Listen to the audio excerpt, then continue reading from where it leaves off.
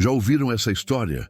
Comentem aqui embaixo se já conhecem esse caso que vou contar hoje, porque às vezes a vida coloca uma pessoa numa situação onde ela precisa escolher entre a própria segurança e fazer o que é certo. E quando essa pessoa é uma mulher determinada, uma policial civil experiente que dedicou toda a vida à justiça, a resposta nunca é fugir, é enfrentar, é resistir. E é vencer, mesmo que isso signifique sobreviver a 3 tentativas de assassinato que foram planejadas para silenciá-la para sempre. Era uma manhã fria de inverno em São Paulo, 18 de julho de 2023, quando a delegada Adriana Lopes, de 42 anos, estacionou seu Honda Civic preto na garagem da Delegacia Especializada em Crimes contra o Patrimônio, na região central da capital. Ela não sabia, mas aquele seria o primeiro dia de uma guerra que duraria 14 meses e mudaria completamente sua vida. Uma guerra onde ela seria o alvo principal, mas também a única pessoa capaz de vencer. Adriana sempre foi diferente das outras meninas da sua geração. Nascida em 1981, numa família de classe média em Santo André, ela cresceu vendo o pai, um sargento da Polícia Militar, chegar em casa todos os dias com histórias sobre criminosos que escapavam da justiça por ter dinheiro e influência. Filha, um dia você vai entender que neste país, quem tem poder acha que está acima da lei. Ele costumava dizer enquanto limpava o revólver na mesa da cozinha. Mas sempre vai existir gente disposta a provar que eles estão errados. Essa frase ecoou na mente de Adriana durante toda a sua formação. Estudou Direito na PUC, passou em segundo lugar no concurso para delegada da Polícia Civil em 2008 e, desde o primeiro dia de trabalho, demonstrou algo que incomodava muita gente. Uma determinação inabalável para investigar qualquer crime, independentemente de quem estivesse envolvido. Durante 15 anos de carreira, Adriana havia construído uma reputação sólida como investigadora incorruptível. Era conhecida na corporação como delegada blindada. Não porque usasse colete à prova de balas, mas porque nenhuma propina, nenhuma ameaça, nenhuma pressão política conseguia fazê-la desviar do caminho da justiça. Tinha uma taxa de resolução de casos de 89%, a mais alta da capital paulista. Mas foi em julho de 2023 que Adriana se envolveu no caso que mudaria tudo: o assassinato do empresário Carlos Eduardo Martins, dono de uma das maiores empresas de transporte de valores do estado. Carlos havia sido encontrado morto em seu escritório particular com 3 tiros na cabeça, numa execução profissional que tinha todas as características de acerto de contas do crime organizado. O que ninguém esperava, nem mesmo Adriana, era que aquela investigação revelaria o maior esquema de lavagem de dinheiro já descoberto na história de São Paulo. Um esquema que envolvia políticos, empresários, juízes, policiais e até mesmo membros do primeiro comando da capital, movimentando mais de 2 bilhões de reais por ano. Tudo começou quando Adriana descobriu que Carlos Eduardo não era apenas um empresário honesto.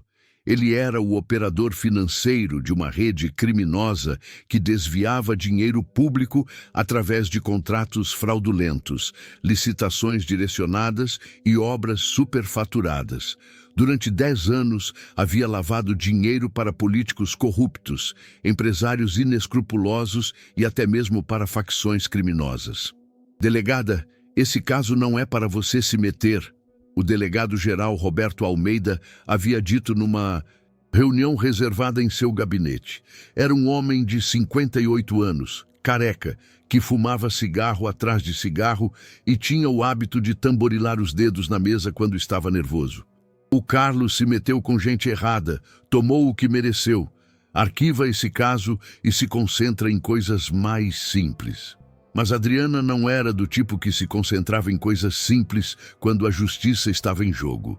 Com todo respeito, Dr. Roberto, meu trabalho é investigar homicídios, não arquivar casos porque incomodam. Gente importante. O olhar que Roberto lhe dirigiu foi gelado. Cuidado, Adriana. Você tem uma carreira promissora pela frente. Seria uma pena se essa carreira fosse prejudicada por excessos de zelo. Era uma ameaça clara, mas Adriana fingiu que não entendeu. Na verdade, entendeu perfeitamente. E entendeu também que estava mexendo com pessoas muito perigosas que não hesitariam em destruí-la se necessário. A investigação revelou que Carlos Eduardo mantinha 3 escritórios diferentes. Um oficial, onde atendia clientes legítimos da empresa de transporte de valores. Outro semi-oficial, onde conduzia negócios na zona cinzenta da legalidade. E um terceiro, completamente clandestino, onde guardava os segredos mais perigosos de sua operação criminosa. Foi nesse terceiro escritório, localizado num prédio comercial discreto na Vila Olímpia, que Adriana encontrou o tesouro. Um sistema informatizado com registros detalhados de todas as operações de lavagem de dinheiro dos últimos 10 anos. Nomes, datas, valores, métodos, contas bancárias, empresas fantasma, tudo meticulosamente documentado. Era um arquivo completo da corrupção em São Paulo da última década. Tinha o nome de 2 governadores, 15 prefeitos de cidades importantes, 23 deputados federais, 46 deputados estaduais, 8 desembargadores, 12 juízes de primeira instância e mais de 100 empresários de todos os setores.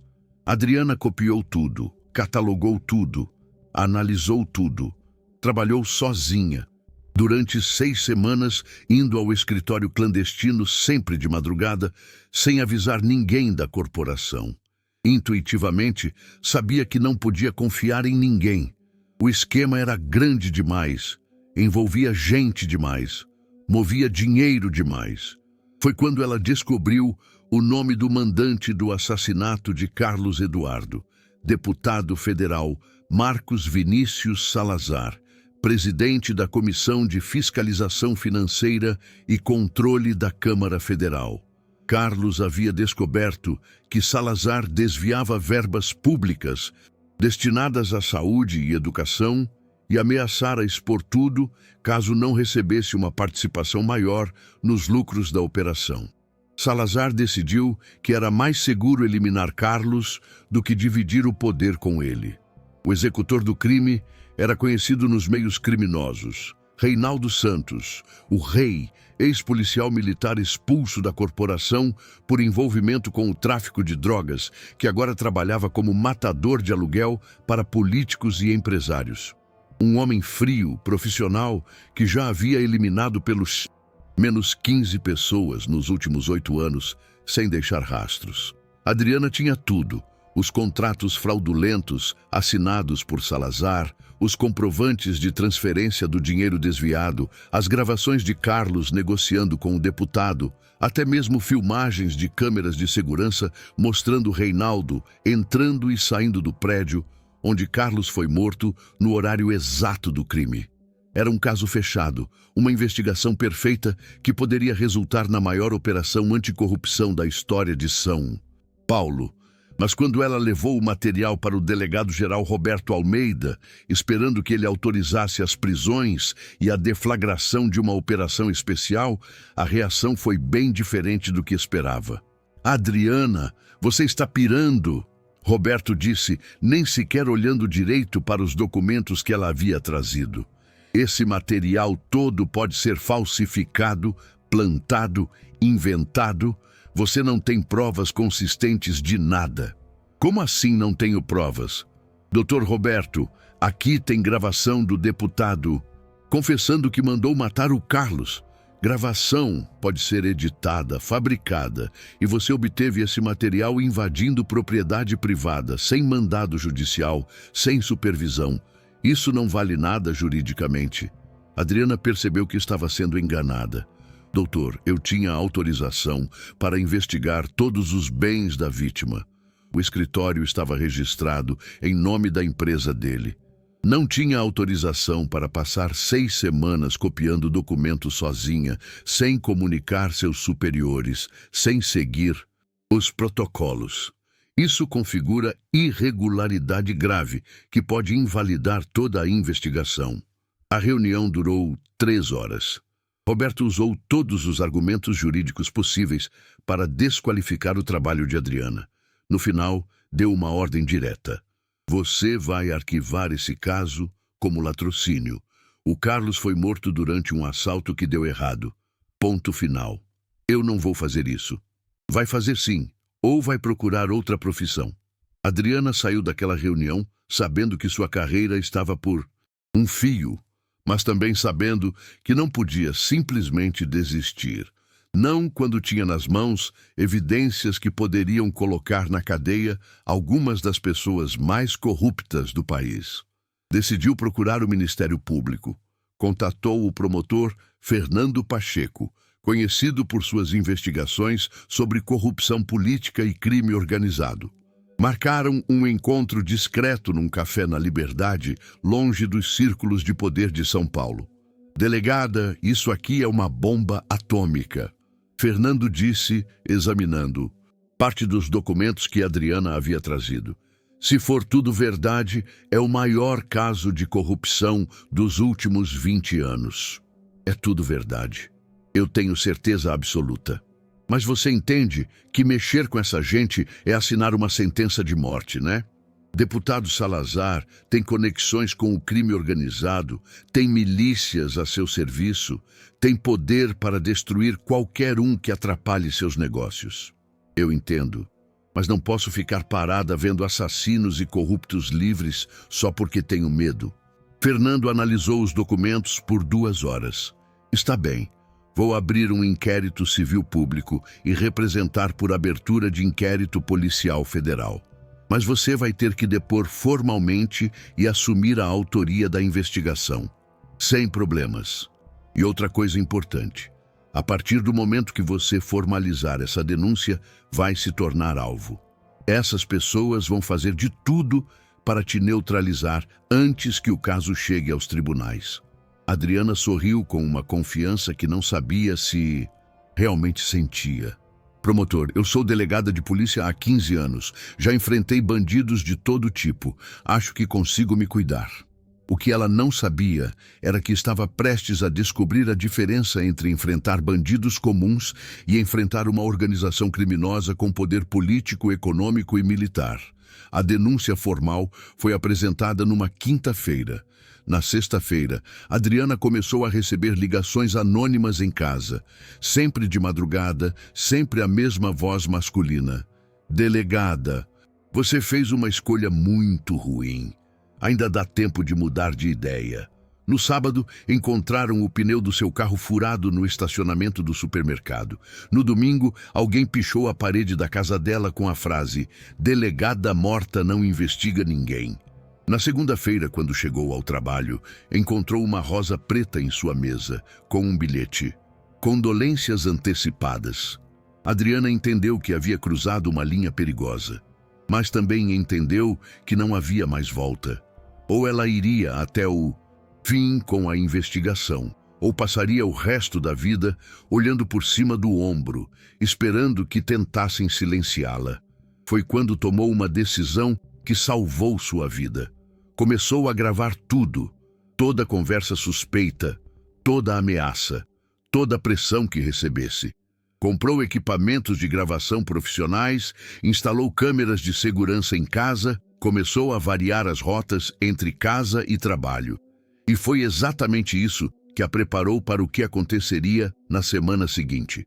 Na terça-feira, 8 de agosto de 1909, de 2023, às 19h30, Adriana estava saindo da academia, onde treinava 3 vezes por semana, quando notou que estava sendo seguida por uma moto preta com 2 ocupantes.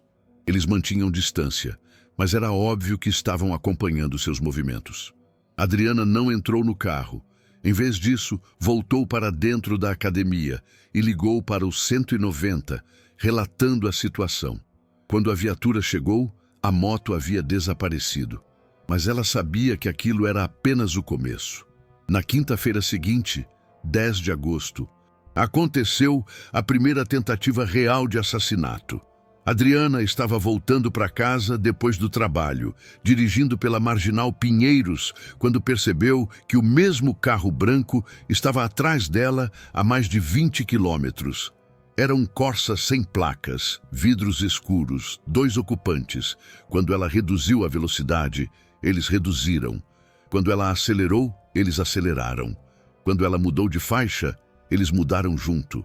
Foi então que ela viu o passageiro baixar o vidro e apontar algo em sua direção. Adriana pisou fundo no acelerador e começou a fazer zigue-zague entre os carros, tentando dificultar a mira. O primeiro tiro atingiu o vidro traseiro do Honda Civic, estilhaçando-o completamente. O segundo tiro perfurou o pneu traseiro direito, fazendo o carro derrapar perigosamente. O terceiro tiro passou tão perto da janela do motorista que Adriana sentiu o vento da bala. Mas ela conseguiu manter o controle do veículo e chegou até um posto de gasolina lotado, onde os atiradores desistiram da perseguição e fugiram. Adriana ligou para a polícia, fez um boletim de ocorrência, prestou depoimento. Mas sabia que aquilo era apenas o primeiro round de uma luta que estava longe do fim. O segundo atentado aconteceu 15 dias depois. O segundo atentado aconteceu no dia 25 de agosto de 2023, numa sexta-feira, quando Adriana estava saindo de casa para o trabalho às 7h15 da manhã. Era um ritual que ela mantinha há 15 anos. Café preto forte, ducha rápida, roupa impecável, verificação da arma de serviço, beijo na foto da mãe falecida e porta de casa às 7h15 em ponto. Mas naquela manhã, quando abriu a porta da garagem, encontrou algo que a fez gelar. 3 homens encapuzados esperando dentro da sua garagem, armados com pistolas automáticas. Eles haviam furado as fechaduras, desativado o sistema de alarme e se posicionado estrategicamente para uma emboscada letal. "Bom dia, delegada", disse um deles, a voz fria e profissional.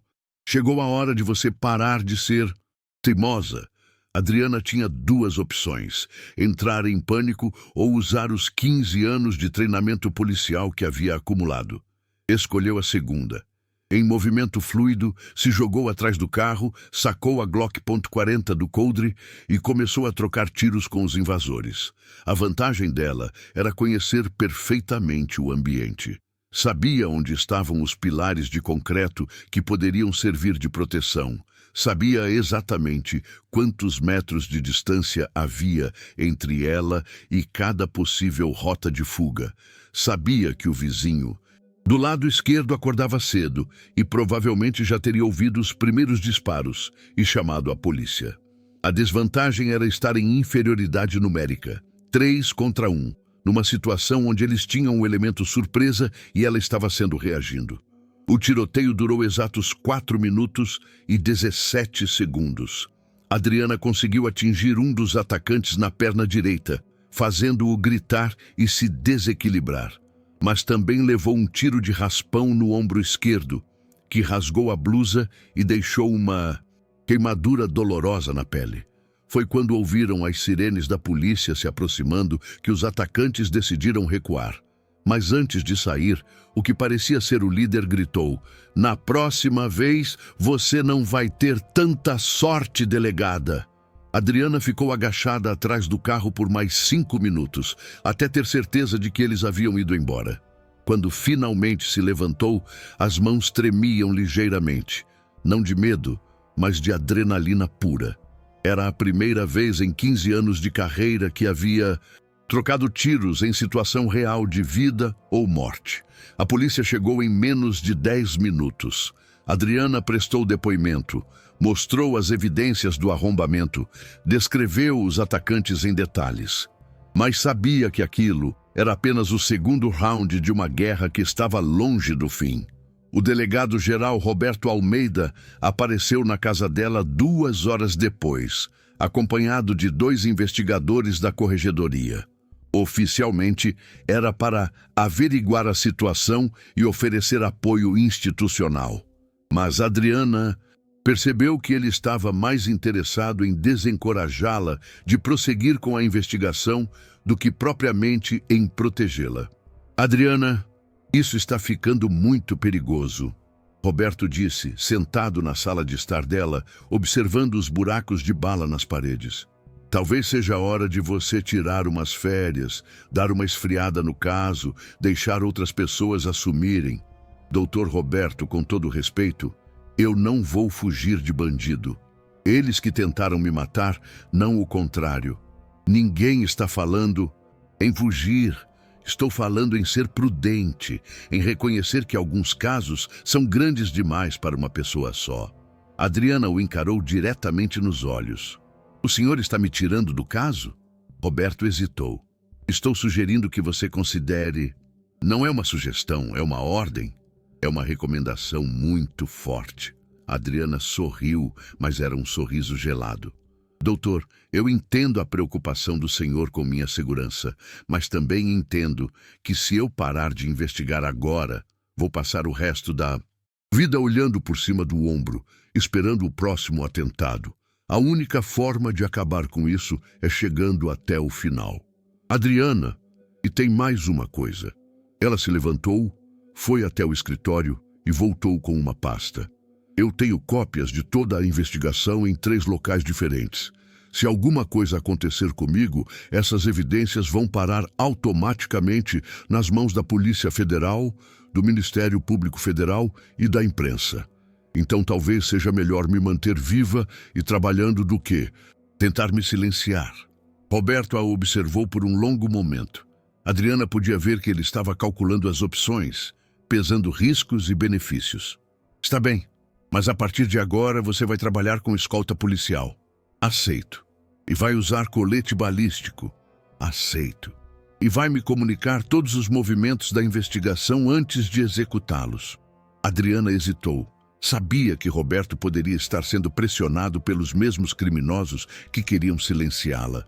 Doutor, posso trabalhar com escolta e colete, mas vou comunicar os movimentos da investigação apenas quando e se for necessário para a segurança da operação. Roberto não gostou da resposta, mas não insistiu. Sabia que havia empurrado Adriana até onde podia empurrar. Está bem. Mas nada de heroísmos, nada de investigações solitárias. A escolta policial começou no dia seguinte. 2 investigadores experientes, alternando plantões de 12 horas, acompanhando Adriana em todos os seus movimentos. Era uma proteção real, mas também era uma forma de monitoramento constante. Adriana rapidamente percebeu que precisava ser mais criativa nos seus métodos de investigação. Não podia mais fazer visitas surpresa, não podia mais trabalhar sozinha nos escritórios clandestinos, não podia mais confiar apenas em si mesma para proteger as evidências que havia coletado. Foi quando ela tomou uma decisão que mudaria completamente o rumo da investigação. Decidiu formar uma equipe clandestina de investigadores, composta por pessoas de sua confiança absoluta que trabalhavam fora da estrutura oficial da Polícia Civil. O primeiro membro da equipe foi Daniel Moreira, ex-delegado da Polícia Federal, que havia se aposentado após ser perseguido por investigar corrupção na própria corporação. Daniel tinha 48 anos, 25 anos de experiência em investigações complexas e uma rede de contatos em órgãos de inteligência que seria fundamental para o trabalho. O segundo foi Marina Santos, perita criminal freelancer especializada em análise de documentos e sistemas informatizados. Marina havia saído da Polícia Civil 5 anos antes, por divergências éticas com superiores que tentavam direcioná-la a forjar laudos periciais. Era uma das melhores especialistas do país em descobrir falsificações documentais. O terceiro foi Rafael Costa, jornalista investigativo do estado de São Paulo, com 15 anos de experiência em reportagens sobre crime organizado e corrupção. Rafael tinha fontes em todos os níveis do poder público e uma capacidade impressionante de obter informações sigilosas através de métodos legais. A equipe se reunia em lugares discretos, sempre variando os locais, sempre tomando cuidados extremos para não ser detectada. O objetivo era dar continuidade à investigação sem alertar as pessoas que queriam silenciar Adriana. Foi através dessa equipe clandestina que Adriana descobriu informações que mudaram completamente sua compreensão do esquema criminoso. Daniel conseguiu acesso a relatórios de inteligência que mostravam que a organização criminosa, liderada pelo deputado Marcos Vinícius Salazar, não se limitava a São Paulo. Tinha ramificações em pelo menos 8 estados, com células operacionais em Brasília, Rio de Janeiro, Minas Gerais, Bahia, Pernambuco, Paraná e Rio Grande do Sul. Marina descobriu que os documentos encontrados no escritório clandestino de Carlos Eduardo eram apenas a ponta do iceberg. Havia um sistema informatizado muito mais sofisticado, hospedado em servidores no exterior, que controlava operações de lavagem de dinheiro em escala internacional. Rafael encontrou evidências de que pelo menos 6 jornalistas haviam sido assassinados nos últimos 10 anos por investigarem diferentes aspectos da mesma organização criminosa. Jornalistas que, aparentemente sem conexão entre si, haviam descoberto peças do quebra-cabeças e foram eliminados antes de conseguir montar o quadro completo. Era assustador perceber a dimensão real do que enfrentavam. Não era apenas um grupo de criminosos regionais. Era uma organização transnacional, com poder econômico equivalente ao de uma multinacional, com capacidade operacional de um exército privado e com influência política que chegava até os mais altos escalões do governo federal. E Adriana estava no centro de tudo isso, sendo caçada por pessoas que tinham recursos ilimitados para silenciá-la. O terceiro atentado aconteceu em 15 de setembro de 2023 e foi o mais sofisticado dos 3. Adriana estava voltando de uma reunião com o promotor Fernando Pacheco, acompanhada pelos 2 investigadores da sua escolta, quando percebeu que estavam sendo seguidos por um comboio de 3 carros. Um Corolla preto na frente, um Civic prata atrás e uma Hilux branca na lateral direita. Era uma formação tática militar, projetada para encurralar o alvo e impedir qualquer rota de fuga. Quem havia planejado aquilo tinha conhecimento profissional de técnicas de emboscada. "Pessoal, estamos em situação", Adriana disse no rádio da escolta. 3 veículos suspeitos em formação de ataque. "Confirma a posição dos alvos", respondeu o investigador Carlos, que dirigia. Corolla preto, 2 carros à frente, Civic prata, 3 carros atrás, Hilux branca na faixa da direita. Todos com vidros escuros, sem placas visíveis. O investigador Marcos, que estava no banco do passageiro, já havia sacado a arma e estava falando no rádio da central. "Central, aqui é Escorpião 1. Situação de emergência com a delegada Adriana. Solicito apoio imediato na Marginal Pinheiros, sentido centro, altura do quilômetro 12. Foi quando os carros começaram a se aproximar simultaneamente que Adriana percebeu o nível de planejamento daquela operação. Não era mais um atentado improvisado. Era uma execução militar cuidadosamente planejada. O Corolla da frente reduziu a velocidade bruscamente, forçando Carlos a frear. O Civic de trás acelerou, colando no para-choque traseiro para impedir que recuassem. A Hilux da lateral fechou completamente qualquer possibilidade de mudança de faixa. Estavam encurralados no meio do trânsito da marginal, sem possibilidade de fuga, cercados por veículos com pelo menos 8 homens armados. "Preparem-se para confronto", Adriana disse, verificando a munição da sua Glock. "Eles não vão nos dar opção." Foi quando algo inesperado aconteceu. Em vez de atacar imediatamente, um dos ocupantes da Hilux baixou o vidro e apontou o que parecia ser um lança-granadas na direção do carro deles. "Granada!" gritou Marcos. Carlos pisou fundo no acelerador e jogou o carro na direção do Corolla da frente numa tentativa desesperada de quebrar o cerco.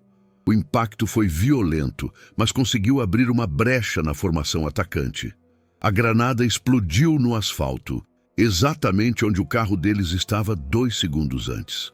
A explosão foi tão forte que quebrou vidros de carros num raio de 50 metros, fez o asfalto tremer e criou uma cratera de meio metro de profundidade. Mas o carro de Adriana tinha conseguido escapar do ponto de impacto. Agora era uma perseguição em alta velocidade pela marginal, com Carlos dirigindo como um piloto profissional, desviando de carros, invadindo contramão quando necessário, usando todas as técnicas de direção defensiva que havia aprendido no curso de escolta policial. Os atacantes não desistiram. Continuaram perseguindo, trocando tiros pelas janelas dos carros, tentando furar os pneus ou atingir o motor do veículo de Adriana. A perseguição durou 23 minutos. Apenas quando as viaturas da Polícia Militar chegaram, acionadas pela Central de Operações, é que os atacantes finalmente desistiram e fugiram em direções diferentes. Adriana, Carlos e Marcos chegaram à delegacia em estado de choque. Tinham sobrevivido ao atentado mais violento e mais bem planejado que qualquer um deles havia enfrentado na carreira. Delegada, Carlos disse enquanto checava os estragos no carro. Pelo menos 15 marcas de tiros. Eles não estão mais brincando. Da próxima vez pode ser pior. Não vai haver próxima vez, Adriana respondeu, com uma determinação que surpreendeu até ela mesma. Porque agora eu sei exatamente o que preciso fazer para acabar com isso. Ela havia tido uma revelação durante a perseguição. Os atacantes haviam usado equipamentos militares, granada, armas automáticas, coordenação tática. Isso significava que tinham acesso a armamento restrito das Forças Armadas. E só havia um lugar onde poderiam conseguir esse tipo de equipamento: através de militares corruptos que desviavam material bélico. Era mais uma peça do quebra-cabeças. A organização criminosa não tinha apenas políticos e empresários em sua folha de pagamento. Tinha também militares de alta patente que forneciam armamento pesado em troca de propinas milionárias. Adriana passou o fim de semana reorganizando toda a investigação. Agora tinha 3 linhas de investigação paralelas: a financeira, que rastreava o dinheiro lavado, a política, que identificava os políticos envolvidos, e a militar, que descobriria como conseguiam armamento de guerra. Na segunda-feira, quando voltou ao trabalho, encontrou uma carta na sua mesa. Era um envelope pardo, sem identificação do remetente, com apenas seu nome digitado no computador. Dentro, havia uma foto dela entrando em casa na noite anterior, uma foto de sua irmã saindo do trabalho e uma foto de sua sobrinha de 12 anos na escola. No verso das fotos, uma mensagem manuscrita: 3 tentativas não foram suficientes. Mas temos certeza de que você entenderá esta mensagem. Pare enquanto ainda tem família para proteger. Era a primeira vez que ameaçavam diretamente sua família. Até aquele momento, os ataques haviam sido dirigidos apenas contra ela. Agora, estavam mostrando que sabiam onde sua irmã trabalhava, onde sua sobrinha estudava e que poderiam atingi-las a qualquer momento. Adriana guardou as fotos na pasta de evidências e tomou mais uma decisão que mudaria tudo. Em vez de recuar, como os criminosos esperavam, ela decidiria acelerar a investigação, porque havia entendido uma coisa fundamental. A única razão pela qual estavam escalando os ataques era porque sabiam que ela estava chegando perto demais da verdade. Se realmente não fosse uma ameaça para eles, não gastariam tanto tempo, dinheiro e recursos tentando silenciá-la. Vocês cometeram um erro, ela disse em voz baixa, olhando para as fotos ameaçadoras. Acharam que eu ia ter medo, mas o que vocês fizeram foi me mostrar exatamente o quanto têm medo de mim. A partir daquele momento, Adriana não era mais apenas uma delegada investigando um crime. Era uma mulher em guerra, uma guerra que ela pretendia vencer, custe o que custasse. Depois de receber as fotos ameaçadoras de sua família, Adriana tomou uma decisão que mudaria completamente o rumo da investigação. Em vez de trabalhar dentro do sistema policial oficial, que claramente havia sido infiltrado pelos criminosos, ela decidiria montar uma operação completamente paralela, usando métodos não convencionais e recursos próprios. Era uma decisão arriscada e tecnicamente irregular, mas era a única forma de garantir que a investigação não fosse sabotada internamente. Se havia pessoas dentro da própria Polícia Civil passando informações para os criminosos, e as tentativas de assassinato cada vez mais precisas provavam que havia, ela precisava trabalhar fora do sistema para conseguir resultados. A primeira providência foi proteger sua família. Adriana convenceu sua irmã Clara e a sobrinha Beatriz a deixarem São Paulo temporariamente e ficarem na casa de uma tia em Florianópolis sob identidades falsas. Oficialmente, elas estavam de férias prolongadas. Na realidade, estavam escondidas até que a situação se resolvesse. A segunda providência foi formar o que ela passou a chamar de Grupo Justiça, uma equipe clandestina de 5 pessoas que trabalharia exclusivamente para desmantelar a organização criminosa sem nenhuma ligação oficial com qualquer órgão público. Além de Daniel Moreira, ex-delegado federal, Marina Santos, perita criminal, e Rafael Costa, jornalista investigativo, Adriana recrutou mais 2 membros fundamentais. Patrícia Alves, ex-promotora de justiça que havia sido forçada a se aposentar após denunciar corrupção no Ministério Público e que agora trabalhava como advogada especializada em crimes financeiros. Patrícia tinha acesso privilegiado a informações do sistema judiciário e conhecia todos os métodos usados pelos criminosos para burlar a lei. E João Carlos Mendes, ex-investigador da Receita Federal, que havia sido demitido por se recusar a arquivar investigações sobre sonegação fiscal de grandes empresas. João Carlos era especialista em rastrear movimentações financeiras complexas e tinha contatos em bancos e órgãos de controle que seriam essenciais para mapear o fluxo de dinheiro da organização criminosa. O Grupo Justiça se reunia numa casa alugada no Morumbi, sempre em horários diferentes, sempre tomando cuidados extremos para não ser detectado. Adriana pagava todas as despesas com recursos próprios. Havia vendido o apartamento que herdara dos pais para financiar a operação. Foi através do trabalho metódico dessa equipe que começaram a descobrir a verdadeira dimensão do esquema criminoso que enfrentavam.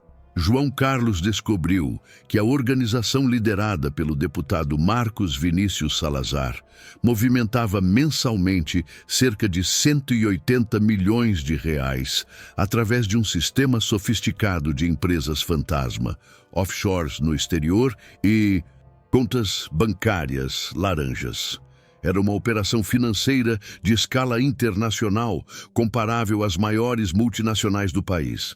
Patrícia descobriu que a organização tinha pelo menos 15 juízes e 8 desembargadores na folha de pagamento, garantindo que processos criminais fossem arquivados, mandados de prisão fossem anulados e investigações fossem sabotadas antes mesmo de começar. O poder judiciário havia sido completamente corrompido em várias instâncias.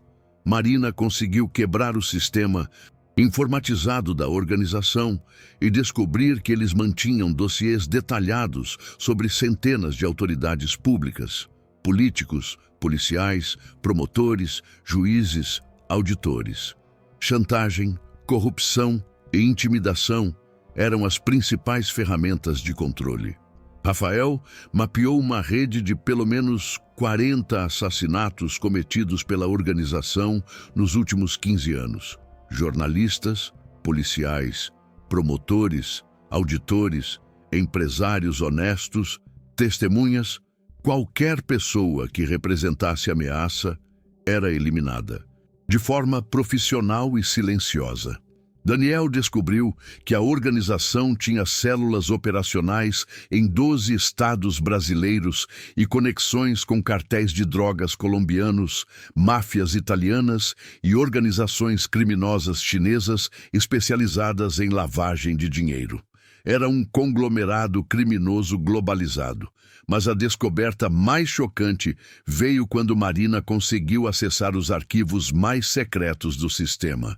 A organização estava planejando expandir suas operações para outros países da América Latina, usando o Brasil como base para criar uma espécie de império criminoso continental.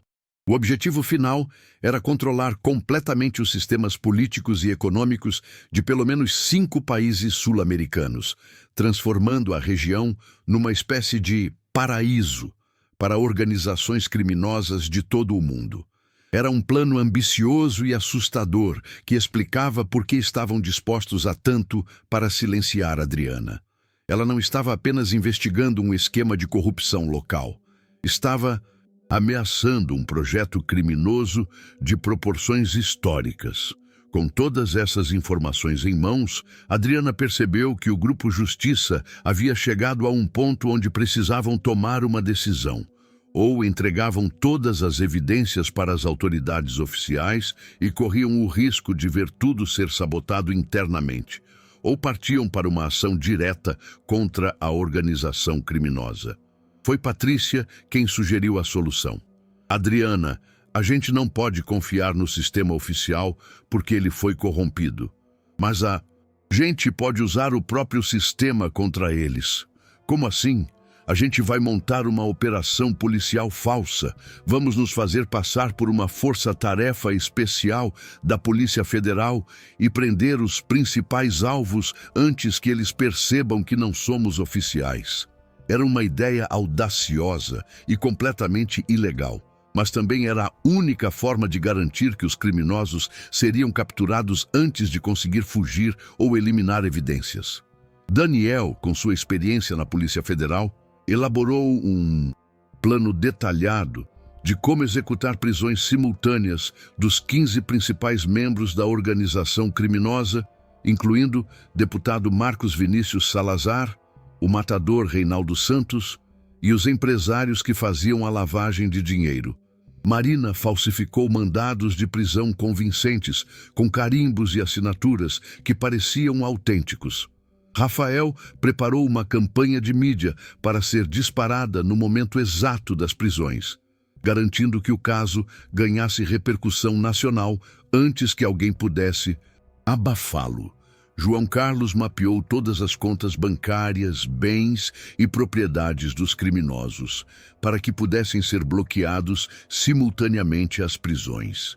Patrícia preparou a documentação jurídica necessária para que, depois das prisões, todo o material fosse imediatamente entregue às autoridades competentes, de forma que não pudesse ser contestado. Adriana coordenaria as operações de campo, comandando as equipes que fariam as prisões. Era um plano arriscado, que poderia custar a liberdade de todos. Os membros do Grupo Justiça se desse errado, mas também era a única chance real de derrubar uma organização criminosa que havia se tornado poderosa demais para ser combatida pelos meios convencionais. A operação foi marcada para 15 de outubro de 2024, exatamente 1 ano e 3 meses após o primeiro atentado contra Adriana. Escolheram uma data simbólica, Dia dos Professores, uma homenagem à função educativa que esperavam que a operação tivesse para a sociedade brasileira. Durante 2 semanas, fizeram reconhecimento detalhado de todos os alvos, mapearam suas rotinas, identificaram seus pontos fracos, estudaram os melhores horários e locais para as abordagens. Era um trabalho de inteligência digno dos melhores órgãos oficiais. Compraram equipamentos profissionais, coletes balísticos, algemas, armas não letais, equipamentos de comunicação, viaturas descaracterizadas. Tudo pago com o dinheiro da venda do apartamento de Adriana e contribuições dos outros membros do grupo. A operação começou às 6 da manhã de 15 de outubro, 5 equipes se movimentaram simultaneamente em diferentes pontos de São Paulo e Brasília. A primeira equipe, comandada por Daniel, foi responsável pela prisão do deputado Marcos Vinícius Salazar. O encontraram na mansão dele, em Alphaville, ainda de pijama, tomando café da manhã com a família. Quando os agentes federais batem na porta, ele tentou usar sua influência política. Vocês sabem quem eu sou? Sou deputado federal, tenho imunidade parlamentar. Deputado Salazar, Daniel respondeu, mostrando o mandado falsificado. O senhor está preso pelos crimes de homicídio qualificado, organização criminosa, lavagem de dinheiro e formação de quadrilha. Sua imunidade parlamentar foi suspensa pelo Supremo Tribunal Federal. O deputado empalideceu. Percebeu que não era uma operação comum, que havia vazado informações demais, que sua proteção política havia falhado. Não resistiu à prisão. A segunda equipe, comandada por Patrícia, prendeu o matador, Reinaldo Santos, numa oficina mecânica na zona sul de São Paulo, onde ele trabalhava como fachada. Reinaldo era mais perigoso e tentou reagir, mas foi neutralizado com arma de choque antes que pudesse sacar a pistola. A terceira equipe, comandada por Marina, prendeu 3 empresários numa reunião que estavam fazendo num hotel de luxo no centro de São Paulo. Eles estavam justamente discutindo como transferir dinheiro para contas no exterior quando foram surpreendidos pela chegada dos agentes. Quarta equipe, comandada por João Carlos, foi até os escritórios das principais empresas fantasma e apreendeu computadores, documentos, pendrives e discos rígidos com todas as evidências financeiras da organização. A quinta equipe, comandada pessoalmente por Adriana, foi a mais arriscada. Prendeu o delegado-geral Roberto Almeida em sua própria casa. Roberto era o maior traidor do grupo, aquele que havia passado informações sobre a investigação para os criminosos, permitindo que organizassem os atentados contra ela. Roberto, Adriana disse quando ele abriu a porta, você está preso por corrupção passiva, prevaricação e tentativa de homicídio. Adriana, o que você está fazendo aqui? Você não tem autoridade para... Eu tenho mandado de prisão assinado pelo ministro do Supremo Tribunal Federal. Ela mostrou o documento falsificado. E tenho gravações suas negociando informações com os criminosos que tentaram me matar. Roberto percebeu que havia sido descoberto. Tentou negociar. Adriana, a gente pode conversar sobre isso. Eu tenho informações que podem te interessar. A gente pode fazer um acordo. O único acordo que aceito é você dentro de uma cela. Todas as 5 operações foram executadas com sucesso em menos de 3 horas. 15 criminosos presos, incluindo os principais líderes da organização. Centenas de documentos apreendidos, milhões de reais bloqueados em contas bancárias.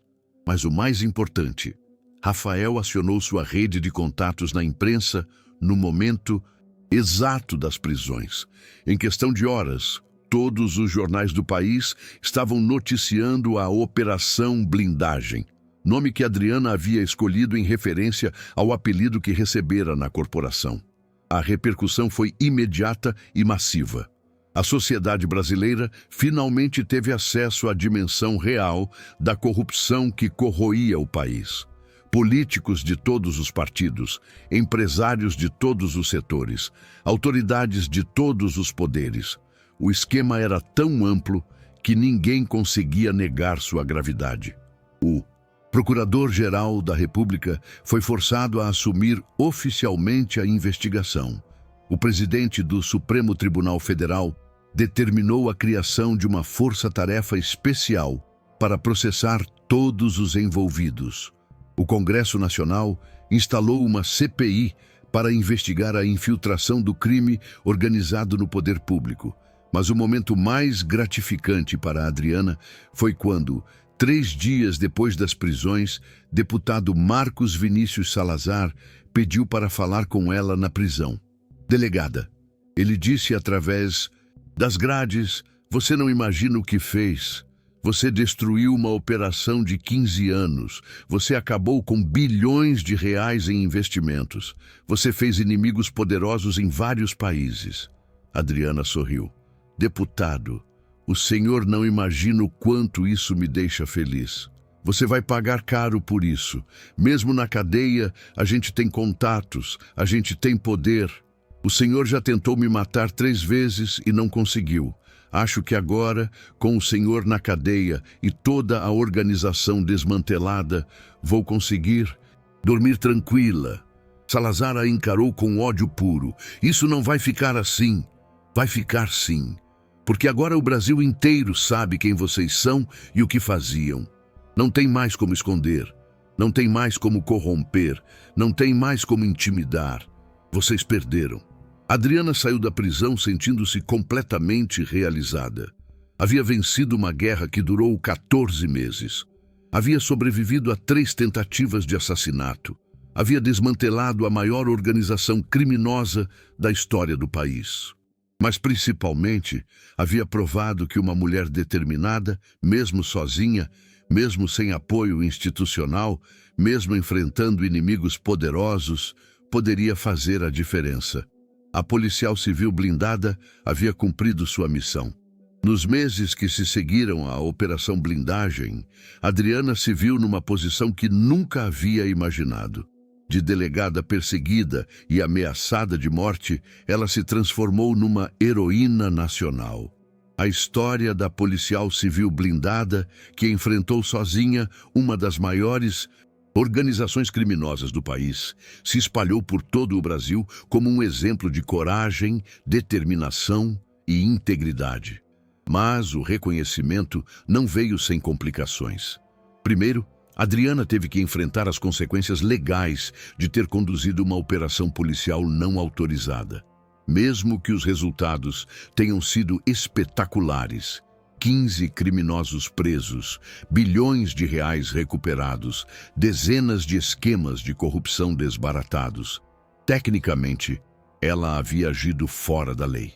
O Conselho Superior de Polícia Civil abriu um processo administrativo disciplinar contra ela. A acusação era grave: exercício irregular da função policial, falsificação de documentos públicos, formação de quadrilha, invasão de domicílio e cárcere privado. Se condenada, poderia ser demitida da corporação e ainda responder criminalmente pelos mesmos fatos. Durante 3 meses, Adriana viveu na incerteza de saber se seria tratada como heroína ou como criminosa. A sociedade brasileira estava dividida. Uns a viam como exemplo de coragem cívica, outros como policial que havia desrespeitado a lei, mesmo que com bons propósitos. A resposta veio de onde menos esperavam, da própria população brasileira. Quando a notícia do processo administrativo contra Adriana foi divulgada, iniciou-se espontaneamente uma mobilização nacional em sua defesa. Advogados de todo o país se ofereceram para defendê-la gratuitamente. Jornalistas escreveram artigos defendendo sua atuação. Políticos de diferentes partidos fizeram discursos no Congresso Nacional pedindo sua absolvição. Mais impressionante ainda, mais de 2 milhões de pessoas assinaram uma petição online pedindo não apenas a absolvição de Adriana, mas também sua promoção na carreira policial. Era um movimento popular de proporções nunca vistas na história do país. O Ministério Público Federal, que inicialmente considerara denunciá-la criminalmente, acabou arquivando o inquérito após constatar que os métodos irregulares empregados pela delegada foram motivados exclusivamente por legítima defesa e defesa de terceiros, diante da infiltração comprovada do crime organizado nas instituições oficiais. O processo administrativo também foi arquivado depois que uma auditoria independente, contratada pelo próprio governo federal, confirmou que todas as evidências obtidas por Adriana eram autênticas e que os criminosos presos realmente cometeram todos os crimes pelos quais foram acusados. Mas a verdadeira virada na vida de Adriana veio quando o presidente da República decidiu recebê-la pessoalmente no Palácio do Planalto. A reunião aconteceu numa manhã de janeiro de 2025. Adriana chegou ao palácio vestindo o uniforme oficial da Polícia Civil, impecavelmente arrumada, portando todas as condecorações que havia recebido ao longo dos 17 anos de carreira. Era um momento histórico, a primeira vez que um presidente da República recebia oficialmente uma policial que havia desafiado o próprio sistema para fazer justiça. Delegada Adriana, o presidente disse, quando ela foi anunciada no gabinete presidencial: "A senhora fez algo que nenhum órgão oficial conseguiu fazer em décadas. Desmantelou completamente uma organização criminosa que parecia intocável. Como cidadão brasileiro, eu devo agradecer à senhora." "Senhor presidente", Adriana respondeu, "eu apenas cumpri o juramento que fiz quando me tornei policial: proteger a sociedade e fazer cumprir a lei, independentemente de qualquer outra consideração. E foi exatamente por isso que decidi chamá-la aqui hoje. Quero lhe fazer um convite oficial." O presidente explicou que estava criando uma nova estrutura dentro da Polícia Federal: a Diretoria de Combate ao Crime Organizado e Corrupção, um órgão especial que teria autonomia total para investigar crimes que envolvessem autoridades públicas, sem interferência política ou pressões externas. "Adriana, eu quero que a senhora assuma a direção desse novo órgão. Quero que monte uma equipe com os melhores policiais do país. Pessoas íntegras, corajosas, incorruptíveis, como a senhora. Quero dar à senhora todos os recursos necessários para continuar o trabalho que começou." Era uma proposta tentadora e, ao mesmo tempo, assustadora. Significaria deixar a Polícia Civil, onde havia construído sua carreira, para assumir uma posição de enorme responsabilidade na Polícia Federal. Significaria também continuar sendo alvo de organizações criminosas que certamente tentariam se vingar pelos estragos causados pela Operação Blindagem. "Senhor presidente, posso pedir um tempo para pensar?" "Claro, mas quero que saiba que essa não é apenas uma oferta profissional. É um pedido pessoal de alguém que acredita que o Brasil precisa de mais pessoas como a senhora em posições de liderança." Adriana passou 2 semanas pensando na proposta. Conversou com sua família, com os membros do Grupo Justiça, com colegas de confiança na Polícia Civil. Todos foram unânimes. Era uma oportunidade única de fazer a diferença em escala nacional. Em fevereiro de 2025, Adriana aceitou formalmente a nomeação. A cerimônia de posse foi transmitida ao vivo pela televisão para todo o país. Ela fez um discurso que se tornou histórico. "Senhoras e senhores, quando me tornei delegada há 17 anos, eu sonhava em fazer diferença na vida das pessoas. Nunca imaginei que um dia estaria aqui, nesta posição, com a responsabilidade de liderar um órgão nacional de combate ao crime organizado." Ela fez uma pausa, olhando diretamente para as câmeras. "Quero deixar uma mensagem muito clara para os criminosos que acham que podem corromper autoridades, intimidar investigadores ou comprar impunidade. Vocês estão enganados. A partir de hoje, existe no Brasil uma estrutura policial que não pode ser corrompida, não pode ser intimidada e não pode ser comprada." Outra pausa, mais longa. "E quero deixar uma mensagem para as mulheres que trabalham na segurança pública, especialmente as mais jovens. Vocês não precisam aceitar intimidação, assédio ou discriminação. Vocês não precisam se calar quando veem injustiças. Vocês não precisam ter medo de enfrentar criminosos poderosos. Se eu consegui, vocês também conseguem." O aplauso durou 5 minutos. Adriana havia se tornado oficialmente a policial mais importante do país. Nos meses seguintes, a Diretoria de Combate ao Crime Organizado e Corrupção, sob o comando de Adriana, deflagrou 11 operações em diferentes estados, resultando na prisão de mais de 200 criminosos, incluindo políticos, empresários, juízes e policiais corruptos. A metodologia era sempre a mesma: investigações meticulosas, evidências irrefutáveis, operações coordenadas e transparência total com a imprensa e a sociedade. Adriana havia aprendido, através da própria experiência traumática, que a transparência era a melhor arma contra a corrupção. O Grupo Justiça foi oficializado como núcleo de inteligência da nova diretoria. Daniel Moreira foi nomeado subdiretor, Marina Santos virou chefe da divisão de perícia especializada. João Carlos Mendes assumiu a divisão de crimes financeiros. Patrícia Alves se tornou consultora jurídica e Rafael Costa foi nomeado coordenador de comunicação social. Era a primeira vez na história do país que um órgão policial tinha um jornalista na equipe oficial. Mas Adriana insistiu que a transparência deveria ser uma prioridade absoluta em todas as investigações. Os resultados foram impressionantes.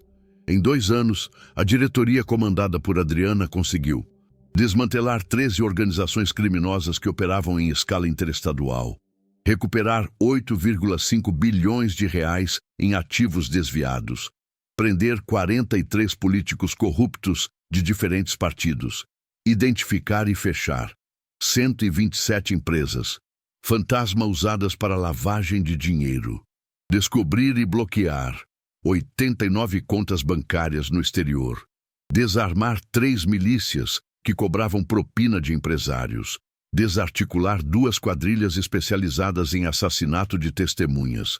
Mas o caso que trouxe maior satisfação pessoal para Adriana foi quando conseguiram prender os mandantes dos atentados que ela havia sofrido. A investigação revelou que, mesmo depois da prisão do deputado Marcos Vinícius Salazar, a organização criminosa havia mantido células ativas com o objetivo específico de se vingar de Adriana. Durante 2 anos, planejaram diferentes formas de matá-la: atentado à bomba, emboscada, envenenamento, até mesmo sequestro seguido de tortura. Através de interceptação telefônica e infiltração de agentes, a equipe de Adriana descobriu que um novo atentado estava sendo planejado para o aniversário de 2 anos da Operação Blindagem. A ideia era explodir o carro dela quando estivesse saindo de casa para o trabalho, numa vingança simbólica pelo sucesso de suas investigações. Mas desta vez, Adriana estava preparada. Em vez de ser vítima, ela armou uma operação para capturar os criminosos em flagrante. No dia marcado para o atentado, 15 de outubro de 2026, ela saiu de casa normalmente, mas o carro que dirigia era blindado e estava sendo acompanhado por 3 equipes de segurança disfarçadas. Quando os criminosos se aproximaram para instalar a bomba, foram cercados e presos. Na prisão, um deles confessou que haviam recebido 2 milhões de reais para matar Adriana, pagos por empresários que estavam sendo investigados pela diretoria que ela comandava. Era a prova definitiva de que o trabalho estava incomodando as pessoas certas. Delegada, o criminoso disse durante o interrogatório, a senhora não imagina quantas pessoas queriam vê-la morta. A senhora destruiu negócios bilionários, acabou com esquemas que funcionavam há décadas. Adriana sorriu. E vou continuar destruindo enquanto tiver força para trabalhar. Em 2027, Adriana recebeu o maior reconhecimento de sua carreira. Foi eleita Mulher do Ano pela revista Times, numa homenagem internacional ao seu trabalho de combate à corrupção no Brasil. A capa da revista mostrava uma foto dela de colete balístico, numa operação policial, com o título The Bulletproof Woman: How a Brazilian Detective Took Down a Criminal Empire. A mulher blindada, como uma detetive brasileira derrubou um império criminoso. A matéria de capa contava detalhadamente sua história. Desde a investigação inicial, que quase lhe custou a vida, passando pelos 3 atentados que sobreviveu, até a criação de uma nova forma de combater o crime organizado no Brasil. Adriana Lopes, Proved, that one person with courage and determination can change an entire country. Adriana Lopes provou que uma pessoa com coragem e determinação pode mudar um país inteiro, dizia o artigo.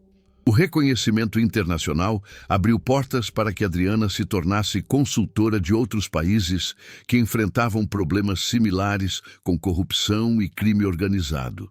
Ela foi convidada para dar palestras na ONU, no FBI americano, na Scotland Yard inglesa, na Interpol francesa.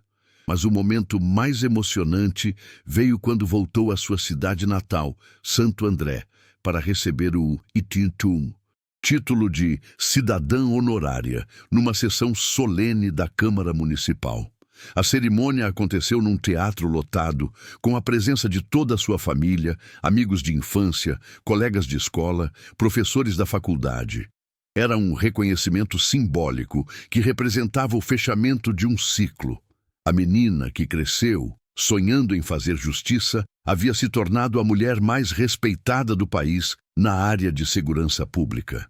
Quando eu era criança, Adriana disse no discurso, meu pai sempre me dizia que um dia eu seria alguém importante na vida e poderia ajudar pessoas como nós. Durante muitos anos, achei que ele estava sendo apenas um pai orgulhoso, exagerando nas expectativas. Hoje, entendo que ele estava sendo visionário. Ela olhou para a plateia, localizando o túmulo simbólico que haviam montado em homenagem ao pai falecido. Pai, se o senhor pudesse me ver hoje, tenho certeza de que estaria orgulhoso. Não pelo título que estou recebendo, mas por saber que sua filha nunca desistiu de lutar pela justiça, mesmo quando tudo parecia perdido. A plateia se levantou numa ovação que durou 10 minutos. Adriana chorou pela primeira vez em público desde o início de toda a sua luta. Hoje, aos 45 anos, Adriana Lopes é uma das mulheres mais influentes do Brasil. Comanda um órgão policial com mais de 500 investigadores, tem orçamento anual de 200 milhões de reais e é consultada pelo governo federal sobre todas as questões relacionadas ao combate ao crime organizado. Mas, principalmente, é a prova viva de que uma mulher determinada, mesmo enfrentando ameaças de morte, tentativas de assassinato e pressões de todos os tipos, pode mudar a história de um país inteiro. A policial civil blindada sobreviveu aos 3 atentados e, no processo, blindou o Brasil inteiro contra a impunidade. Mas a história de Adriana Lopes reservava ainda uma última e devastadora reviravolta que ninguém poderia ter previsto. Em março de 2028, 5 anos após a Operação Blindagem, quando tudo parecia finalmente resolvido e os criminosos cumpriam suas longas penas na prisão, Adriana recebeu uma informação que mudaria completamente sua percepção de tudo o que havia vivido. A informação veio de uma fonte inesperada. O próprio deputado Marcos Vinícius Salazar, que pediu uma reunião urgente com ela na penitenciária federal, onde cumpria seus 120 anos de prisão. Delegada Adriana, Salazar disse, visivelmente envelhecido e abatido pelos anos de cárcere, preciso contar uma verdade que guardei todos esses anos. Uma verdade que vai mudar tudo o que você pensa sobre sua própria história. Adriana o observou com desconfiança. O que você quer, Salazar? Está tentando negociar alguma redução de pena? Não. Estou morrendo. Câncer terminal. Tenho no máximo 6 meses de vida. E não posso morrer carregando esse segredo. O que Salazar revelou nas 2 horas seguintes foi tão chocante que Adriana precisou gravar tudo para acreditar que realmente tinha ouvido. A maior reviravolta da história estava prestes a ser revelada. Adriana nunca havia sido a verdadeira investigadora. Ela havia sido cuidadosamente manipulada desde o início por uma organização ainda maior, que usou sua sede de justiça para eliminar concorrentes criminosos. Delegada, Salazar disse com a voz fraca, você acha que foi coincidência você ter sido designada para investigar o assassinato do Carlos Eduardo? Acha que foi sorte você ter encontrado aquele escritório clandestino? Acha que foi acaso você ter sobrevivido aos 3 atentados? Do que você está falando? Existe uma organização criminosa muito mais poderosa que a nossa. Uma organização que opera há 50 anos no Brasil e que viu em nós uma concorrência perigosa.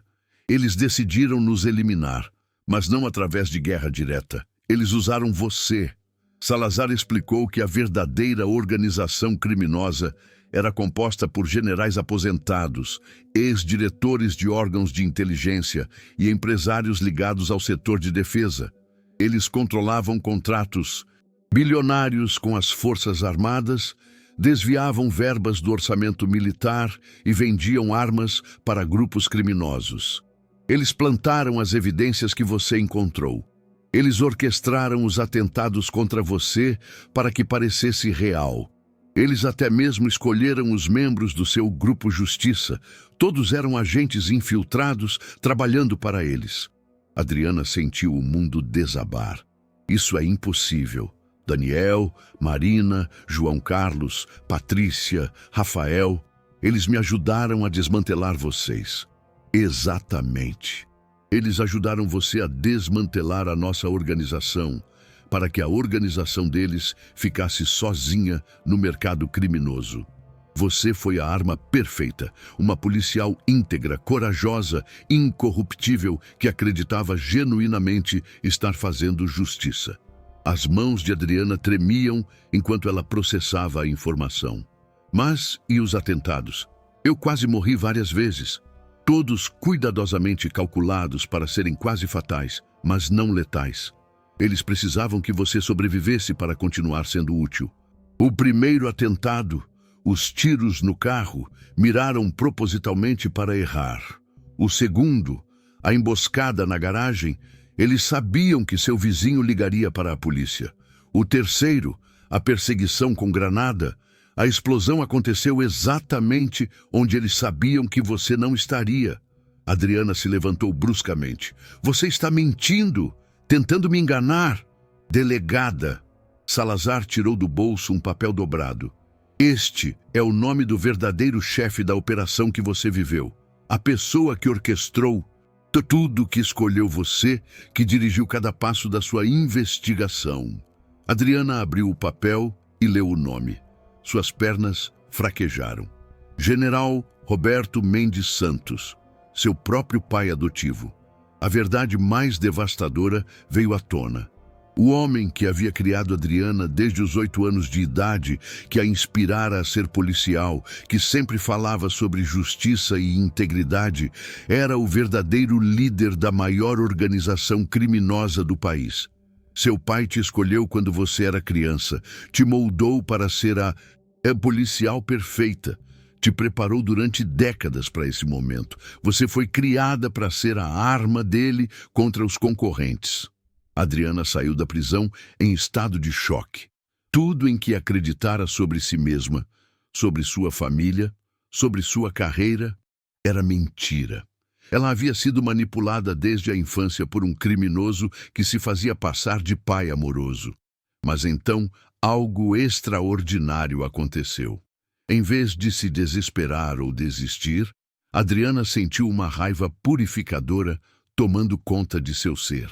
Se havia sido criada para ser a arma perfeita contra o crime, ela seria exatamente isso, mas contra todos os criminosos, incluindo aquele que a havia manipulado. Nos meses seguintes, Adriana orquestrou silenciosamente a Operação Pai Nosso, uma investigação clandestina contra a verdadeira organização criminosa que havia controlado sua vida inteira. Usando seus contatos internacionais e sua reputação intocável, ela conseguiu mapear toda a rede de corrupção militar que operava há 5 décadas. Descobriu contratos fraudulentos de 40 bilhões de reais, esquemas de venda ilegal de armamentos, até mesmo conexões com ditaduras militares de outros países. O confronto final aconteceu numa manhã de dezembro de 2028, na casa onde Adriana havia crescido. Ela chegou sem avisar, sem escolta, sozinha. "Pai", ela disse quando Roberto Mendes abriu a porta. Precisamos conversar. Filha, que surpresa! Como você está? Há meses que não nos falamos. Eu sei de tudo. O rosto de Roberto mudou. Completamente. A máscara do pai carinhoso caiu, revelando o verdadeiro criminoso por trás. Então Salazar falou antes de morrer. Falou. E agora você vai pagar por todos os seus crimes. E, principalmente, vai pagar por ter roubado minha vida inteira. Roberto riu friamente. Adriana, você não entende nada. Eu te criei. Você é minha obra-prima. Sem mim, você nunca teria se tornado a mulher que é hoje. Você está certo numa coisa. Você me criou. Me criou para ser implacável na busca pela justiça. E é exatamente isso que eu vou ser com você. A prisão do general Roberto Mendes Santos abalou o país. 50 anos de crimes foram expostos numa operação que desmantelou a última grande organização criminosa infiltrada no Estado brasileiro. Adriana descobriu que havia sido realmente manipulada, mas também descobriu algo mais importante. Mesmo tendo sido criada como arma, ela escolhera ser instrumento da justiça. O que importava não era como havia chegado até ali, mas o que fizera com o poder que construíra. No dia do julgamento final, quando Roberto foi condenado à prisão perpétua, ele fez uma última tentativa de abalá-la. Adriana, tudo o que você é, você deve a mim. Até sua sede de justiça foi algo que implantei em você. Adriana o encarou com serenidade absoluta. Pai, você pode ter plantado a semente, mas eu escolhi como ela cresceria. E ela cresceu para te destruir. Hoje, aos 47 anos, Adriana Lopes é reconhecida internacionalmente como símbolo mundial do combate ao crime organizado. Sua história virou filme em Hollywood, livro em 15 idiomas, caso de estudo em academias de polícia de 32 países. Mas, principalmente, ela provou que o destino de uma pessoa não é determinado por quem a criou, mas pelas escolhas que ela faz. Mesmo tendo sido manipulada e usada, ela transformou essa manipulação na maior vitória da justiça brasileira. A policial civil blindada havia sobrevivido aos 3 atentados. Mas mais que isso, havia sobrevivido à descoberta de que sua vida inteira fora uma mentira. E ainda assim, emergira mais forte, mais determinada, mais implacável na busca pela verdade. O karma havia funcionado perfeitamente. Todos que tentaram usá-la como arma acabaram destruídos por ela.